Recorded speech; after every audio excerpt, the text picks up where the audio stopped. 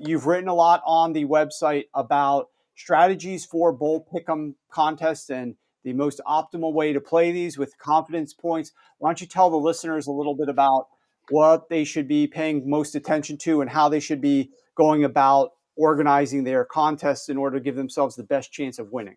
Yeah, there's a few key strategies I think you want to have when you're playing these pools. The first is just the type of pool that you join. In this era of opt-outs and transfer portals and whatnot, make sure you're in a pool that allows you to adjust your picks. If you're playing in any online pool, at any of the various websites that set it up, most of the time you'll have a rolling deadline where each game locks at that point at kickoff of that game.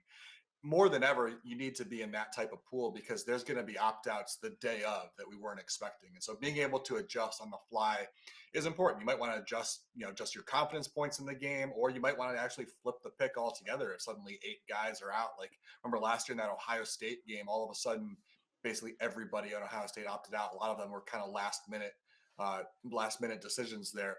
And so that stuff can happen. So make sure you're in a pool that's flexible and allows you to make some last minute picks. Secondly, at least at the start of bowl season, just pick winners. Don't get cute and try to pick upsets and try to like strategize, picking a game that you don't think a lot of people are going to be on a certain team because they're heavily favored.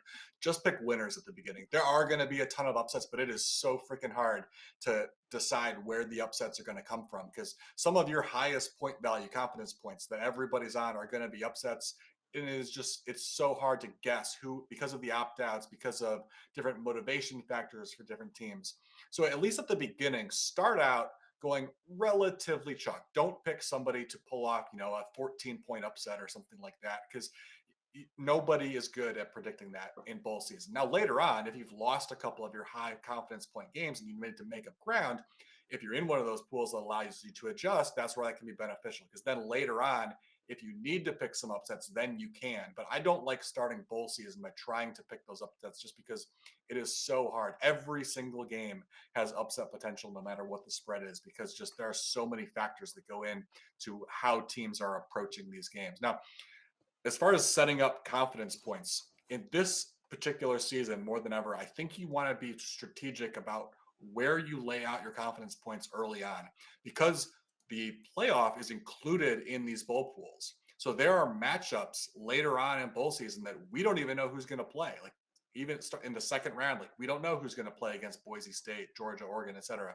So you want to give yourself some room to adjust depending on what those matchups is. So don't go at the beginning in the early bowl games. Don't use all of your high confidence points or all of your low confidence points on the early bowl games, because you want to give yourself room and all the different types of tiers of confidence points values to sort of set yourself up to adjust later on. For example, let's say Texas beats Clemson in the first round. They're going to play Arizona State, and that is a fantastic matchup for Clemson.